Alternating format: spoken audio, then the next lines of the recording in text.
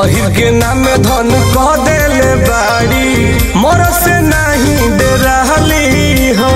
चर्चा बात के इनका इज्जतों के तनिको न लाज बाटे हो न लेहाज बाटे हो देवरों के छोटे तीर डालता होई भाला ना बोके होली में अहिर डालता होई भाला ना बोके होली में अहिर डालता चोलिया में लाला का अबीर डालता होई भाला ना बोके होली में अहिर डालता होई भाला ना बोके होली में अहिर डालता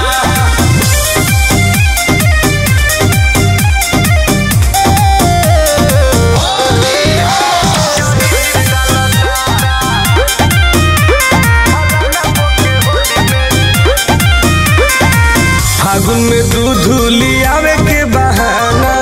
जातारी रोजे खटाल में जानता गौआ रखले बा जदौआ